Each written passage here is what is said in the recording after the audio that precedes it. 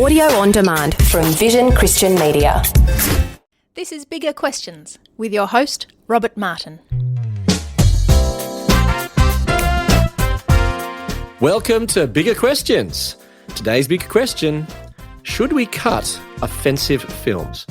Now, we can't get a live audience today, but we can ask some big questions via some remote interviewing technology. And we're asking today's big question to two people. First, to Russ Matthews. Russ loves film and enjoys engaging in discussions about the latest cinema offerings. Russ is a film critic with real dialogue, a creative engagement between film and the Christian message. Russ, welcome to Bigger Questions. Hey, it's great to be here, Rob. Thanks.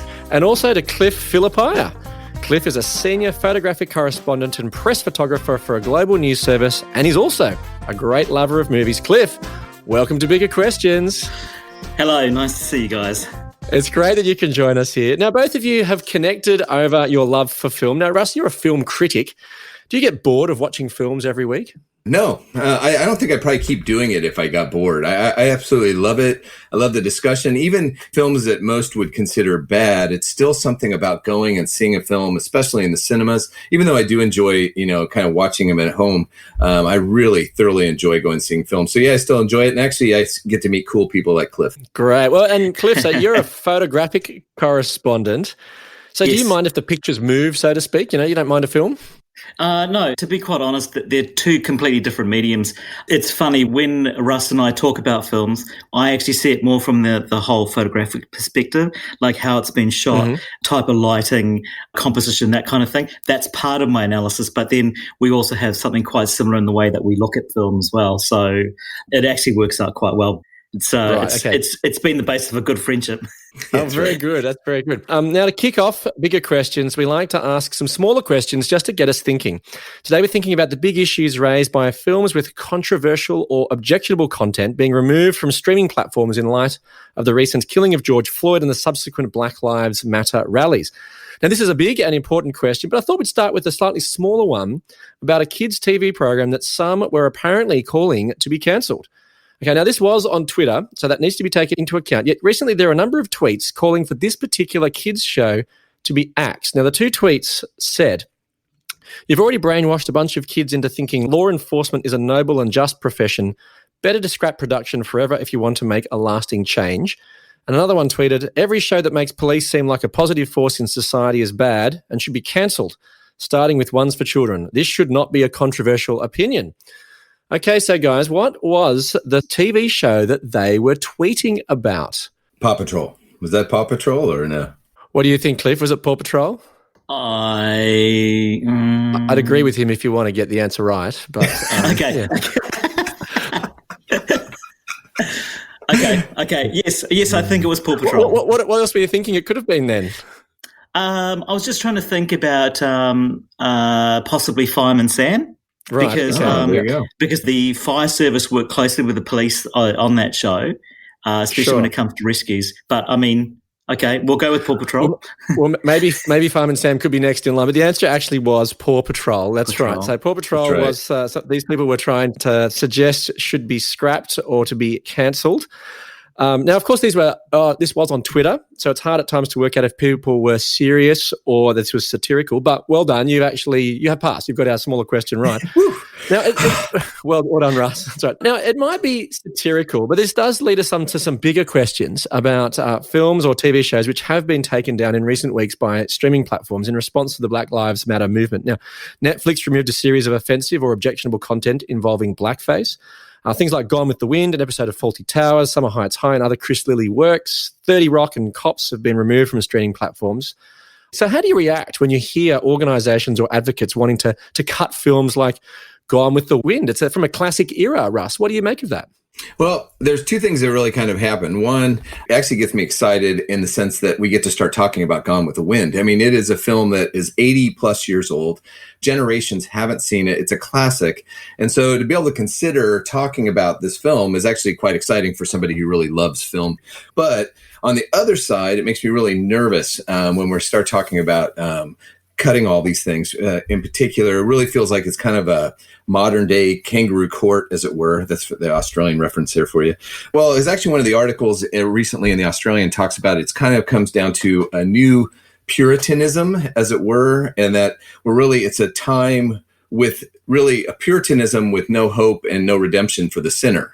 And it happened to everybody. It doesn't matter really what your background is. It's really having an impact on everybody across the entertainment industry. And I think we get a little bit off the main point of the Black Lives Matter movement when we kind of get down to the point of everything that has an offensive element to it, be it comedy or whatever, when we start thinking of kind of cutting those things.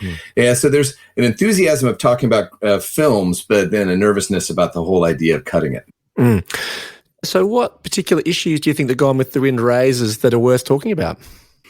Oh, I mean, if you look back, that's one of the things I really kind of appreciate about cinematic history is that you can really kind of get a glimpse into how they made films, what the culture was talking about back then.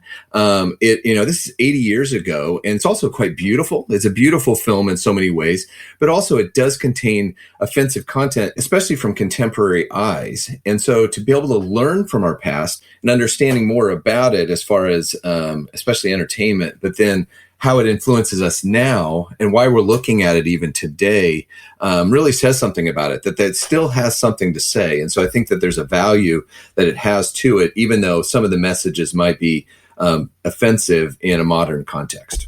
So what do you make of it then, Cliff? What do you make of the desire to cut films like Gone with the Wind? Were you a fan of it? Well, to be quite honest, probably the thing that drew me to the film is that my father looks exactly like Clark Gable, and I'm not joking. In fact, when I showed yourself as well, no, not at all, no. But I think it's very foolish of us to try and exclude films that are a massive part of movie history, but also, to be quite honest, quite accurately depict what life was like back then. How slaves were treated, how women were kept down, their opinions, and even though the men went off to war, women were still struggling. But yet, when they came back, anything that women achieved was, completely diminished. And I think it's in many respects still a very accurate depiction of what life was like back then. I don't think it's something that we should just completely exclude and pretend like never happened.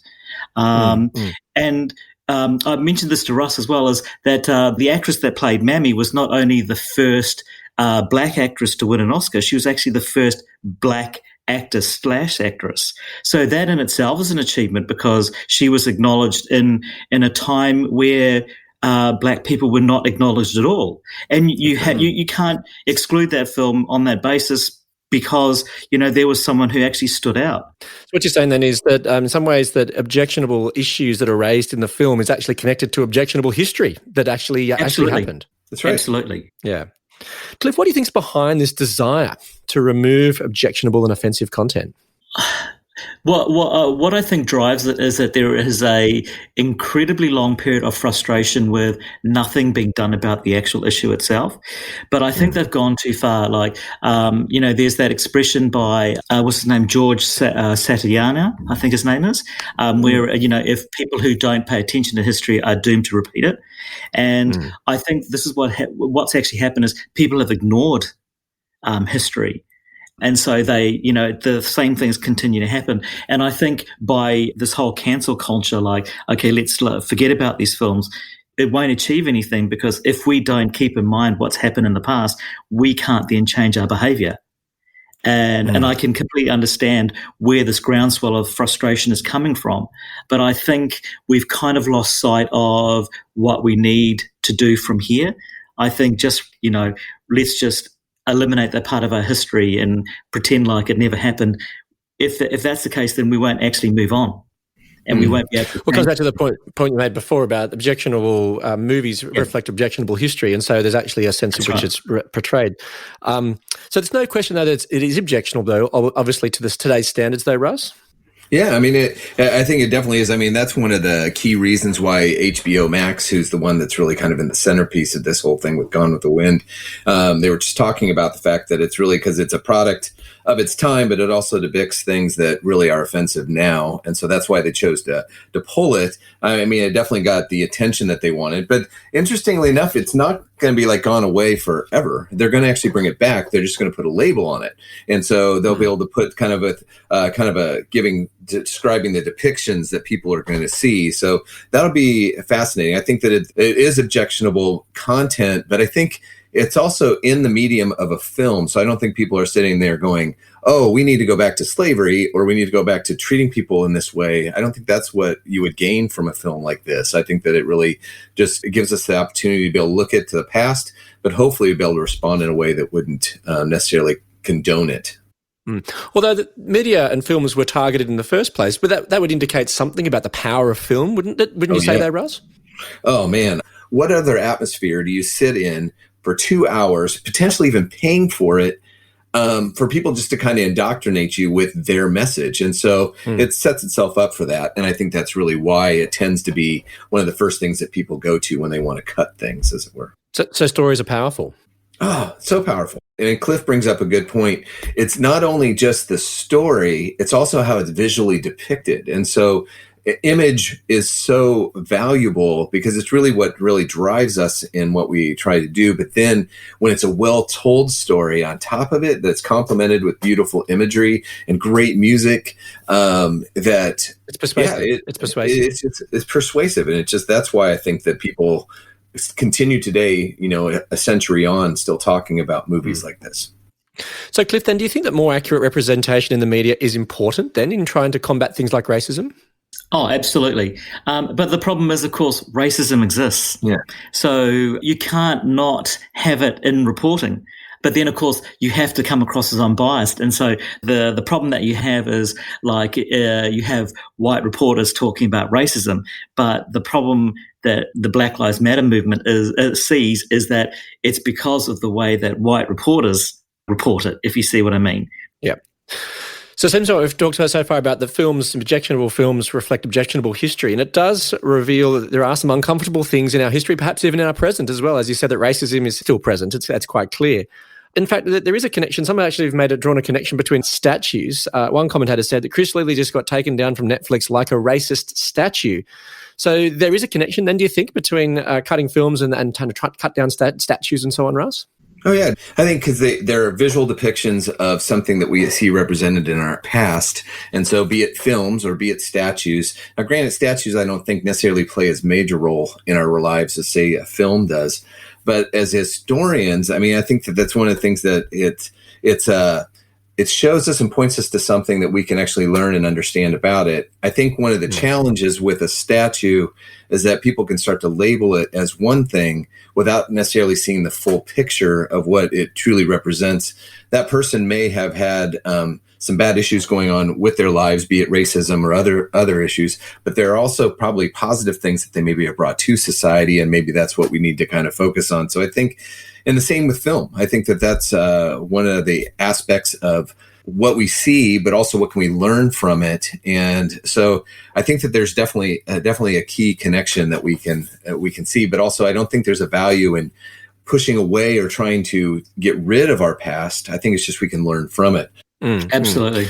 What are your thoughts? What are your thoughts, Cliff? Because Gone with the Wind's been described as a historical artifact. So are warnings enough, do you think, for films like that? What does the warning achieve, though, to be quite honest? Just putting it back to you guys, I mean, it is an accurate depiction of what life was like back then, but it also should show how far we've come since then.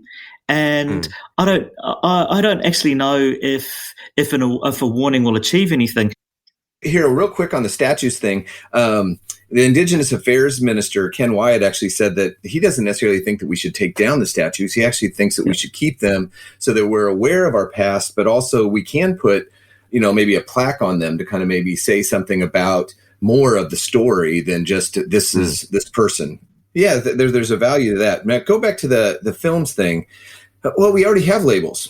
So here we have MA15 or R or even X. And so what does that do? Well, maybe it draws your attention to it, maybe puts up a little bit of a barrier, but I think that's where we're challenged. I think labels, maybe serve a purpose, especially maybe for parents with children. But I don't know if a label is going to cause people not to see it. An example would be that HBO Max cuts it, but Gone with the Wind goes to #1 on Apple TV in that week. You know what I mean? So all of a sudden it goes, everybody's going, oh, I haven't seen that film. And so they go straight to it. And so a label actually kind of goes, oh, it's kind of like that.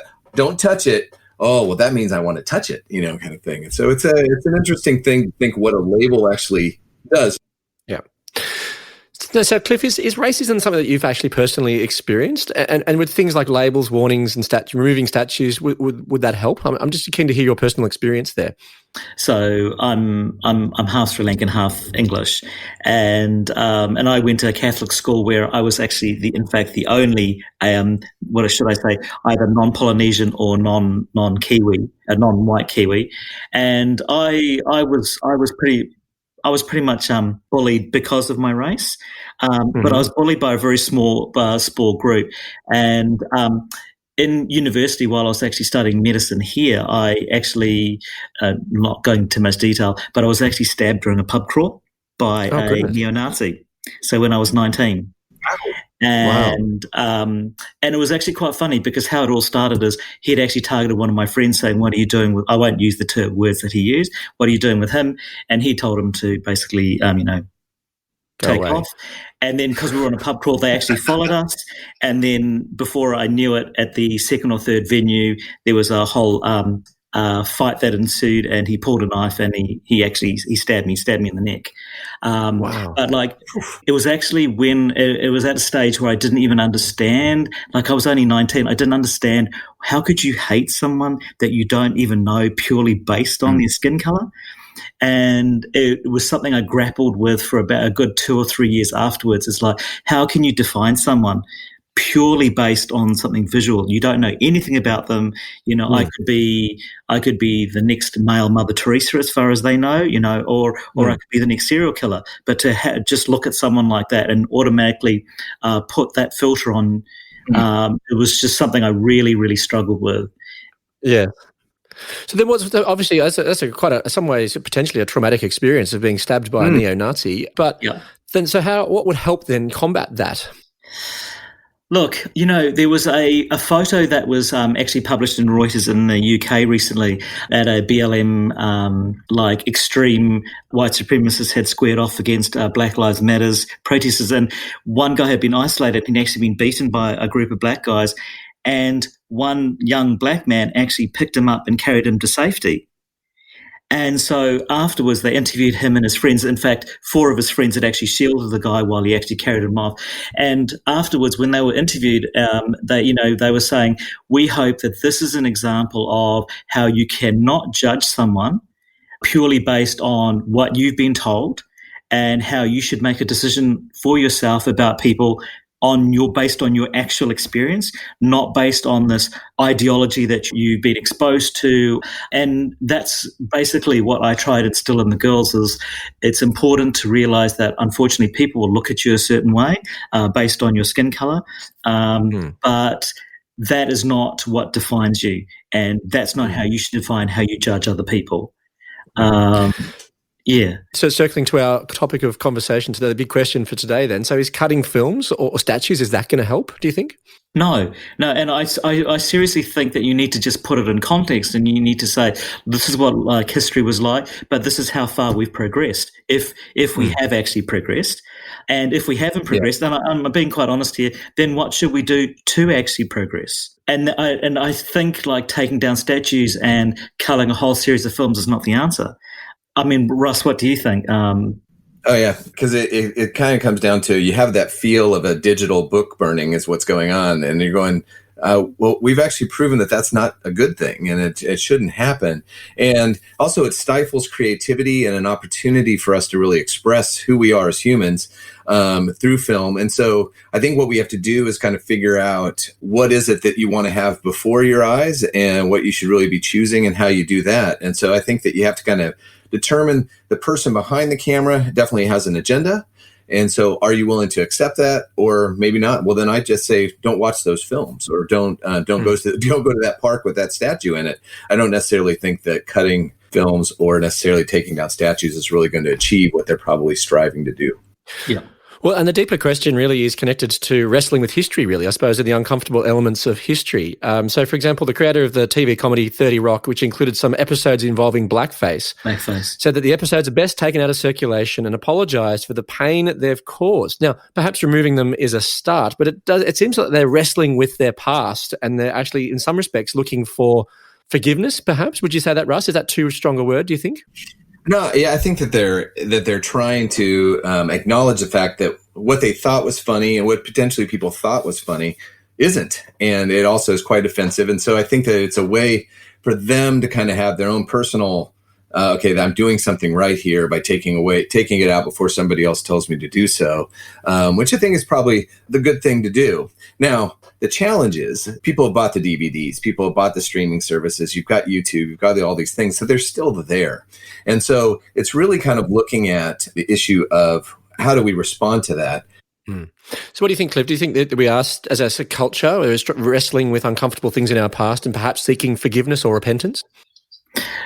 Yes, because it's been happening, and it's been happening for a very long time. But the thing is, forgiveness is only part of the issue. We've also now got to take steps to make sure that things change. That's right. And it's one thing to just say, I'm sorry, but then how do you then ensure that it doesn't continue or doesn't happen in the future? And should we ask for forgiveness? Absolutely. But forgiveness needs to move on from there. We need to ensure that that doesn't happen again. Thanks for that, Cliff. That's great. It's a great reflection, realising that forgiveness is more than just saying sorry and maybe doing an act in one particular time that actually means something more. Yeah. Well, perhaps maybe the Christian message may offer a vision for how to engage with an uncomfortable past. Indeed, the experience of a key biblical figure, the Apostle Paul, shows how the Christian message helped him deal with his unpleasant past. He spoke about his experience of the risen Jesus in 1 Corinthians 15, where he says, in 8 to 10, he says, "Last of all, as to one untimely born, he appeared also to me. For I am the least of the apostles, unworthy to be called an apostle, because I persecuted the church of God. But by the grace of God, I am what I am, and his grace towards me was not in vain. On the contrary, I worked harder than any of them, though it was not I, but the grace of God that was with me." So, Russ, it appears here that the Apostle Paul here had his own history of shame. He persecuted the church, which he then subsequently joined. And this memory seemed to stay with him in some way, and he thought he was unworthy to be called an apostle because of what he did in the past. Yet he could still stand as apostle because of the grace of God. What do you make of that? Is the grace of God that powerful? Yeah, I think that, the grace of God is really a fascinating thing. And also specifically the example of the Apostle Paul, because the Apostle Paul himself was a part of the elite of the establishment. And he was doing what he thought was right, even by persecuting the Christians at the time. But then through radical transformation, he comes to acceptance of Christ and acknowledging, especially in that passage there in 1 Corinthians, the fact that it wasn't by anything that he did. It wasn't how great he was or how bad he was. It was really because God loved him. And so grace, that unwarranted favor, as they would say, gave them opportunity to have a relationship with God, but also to serve God. But the thing I really appreciate about Paul and what he's even saying in this short passage that you read is that he acknowledges his past. He doesn't necessarily ignore it or say it didn't happen or eliminate it or say it's not there anymore. He acknowledges it and said, I'm now no longer that man.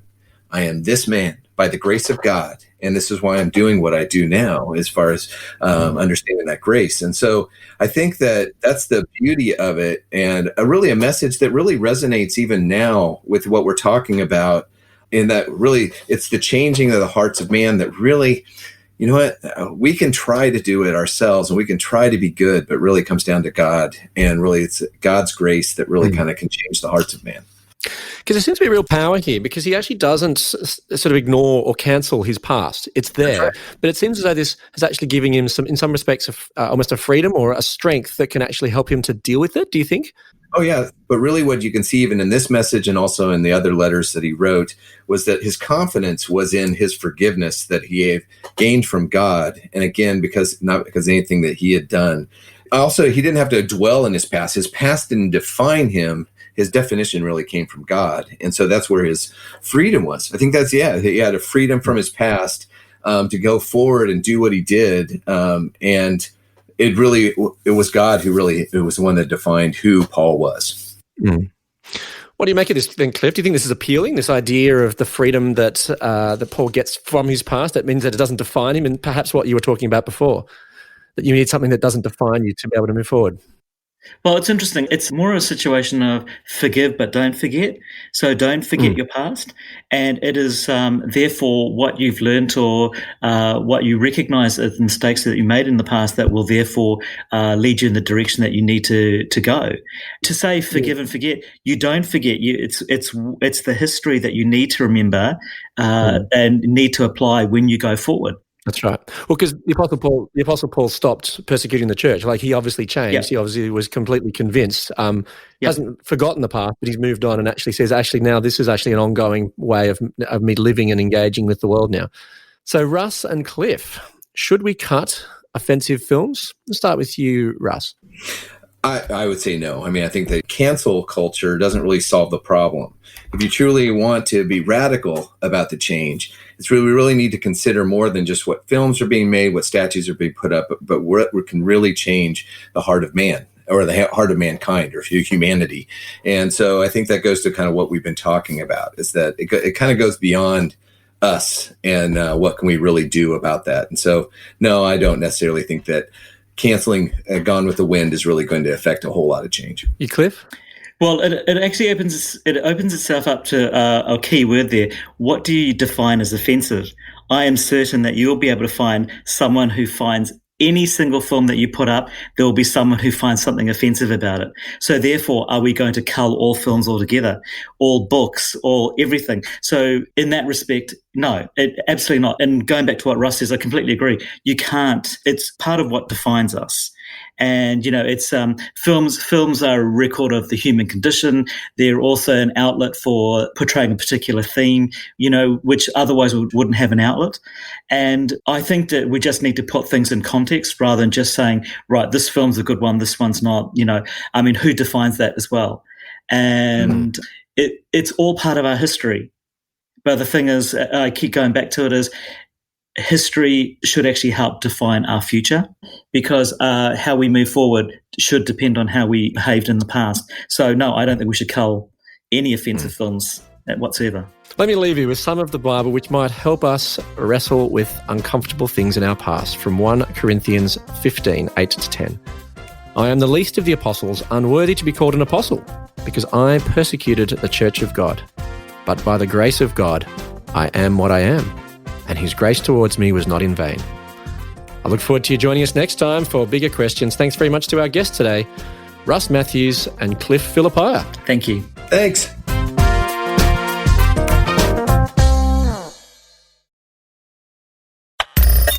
Thanks for taking time to listen to this audio on demand from Vision Christian Media. To find out more about us, go to vision.org.au.